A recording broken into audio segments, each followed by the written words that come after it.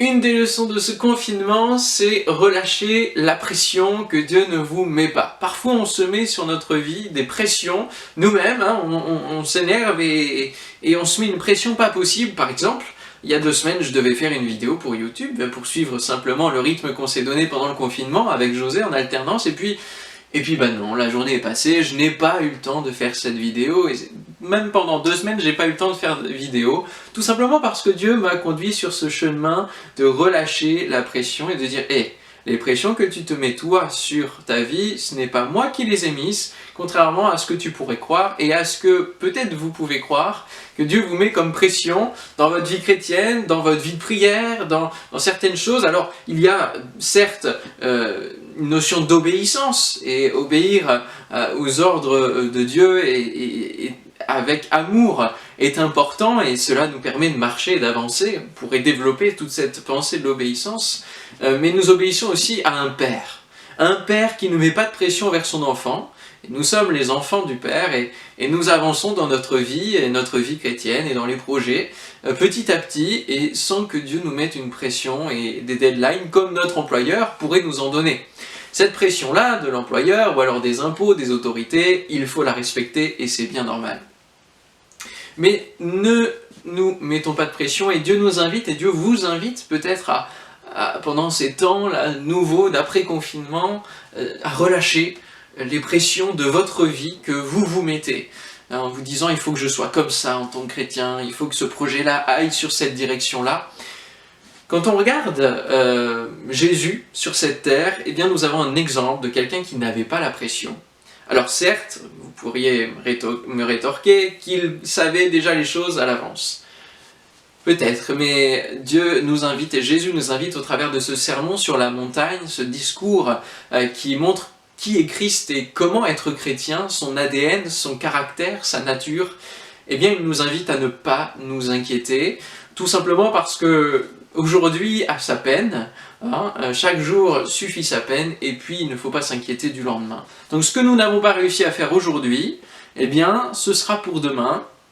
Ça ne veut pas dire qu'on procrastine et qu'on déplace toujours au lendemain ce que l'on pourrait faire aujourd'hui, bien sûr, mais il y a peut-être beaucoup de pression que l'on se met dans notre vie et qu'il nous faut relâcher.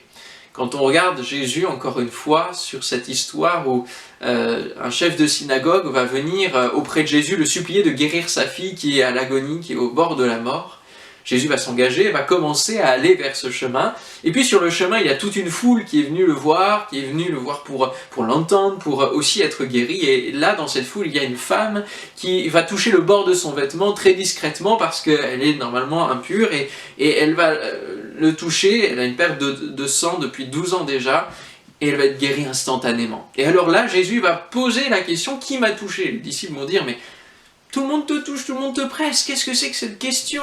Allons vers cette fille qui est là, dans quelques instants, elle pourrait mourir. J'extrapole un petit peu la pensée des disciples, mais c'est ça. Mon projet va péricliter si je n'agis pas, si Dieu tu n'agis pas. Il y a plein de pression. Si aujourd'hui je n'ai pas fait ça, il va y avoir une malédiction, quelque chose qui va me tomber sur la tête. Et alors, pour continuer l'histoire, il va y avoir tout ça autour de cette personne, de cette dame âgée qui va être guérie et qui va vraiment donner sa vie au Seigneur, et il va dire « Ma fille, ta foi t'a sauvée ». Et donc, sur les entrefaits, quelqu'un de la maison du chef de la synagogue va venir et va dire « Finalement, ta fille est morte, ça ne sert plus à rien de venir ». Et Jésus va répondre, ne crains point, crois seulement, ne crains point, ta fille n'est pas morte, en fait elle dort. Et au final, pour dire qu'elle dort, c'est que Jésus savait qu'il allait venir la ressusciter. Et il va laisser personne la permission d'entrer. Et c'est important parfois, dans ce relâchement de pression, la pression peut revenir alors qu'on essaye de relâcher, de vivre tranquillement notre vie, la pression peut revenir sur nos épaules, peut-être d'autres, peut-être... Et il est important de refuser et de vivre chaque jour selon ce que Dieu a prévu que nous vivions dans sa volonté. Et il va parfois falloir peut-être s'abandonner dans la présence de Dieu, dire écoute Seigneur, tu vois la pression qu'il y a, j'arrive même plus à vivre en paix dans les projets que tu me donnes, dans les œuvres que tu me donnes, dans la vie que j'ai avec toi, dans la relation que j'ai avec toi. Seigneur, je veux venir me relâcher. Et justement, le fait de relâcher, d'abandonner ce projet-là, peut-être qu'on est au bord on ne sait plus comment faire, on est au bord de l'échec. Et c'est peut-être là que Dieu va pouvoir justement venir ressusciter. Et l'important pour Dieu, ce n'est pas la rapidité avec laquelle vous entrez dans ses projets, dans ses œuvres. L'important, c'est que vous arriviez à son but et à accomplir sa volonté. C'est ce qui est agréable à l'Éternel. Alors, soyez encouragés par ce message, relâchez la pression que Dieu ne vous met pas et abandonnez-vous dans sa présence, dans tout ce qui vous concerne dans votre vie. Que Dieu vous bénisse et à très bientôt pour une nouvelle vidéo.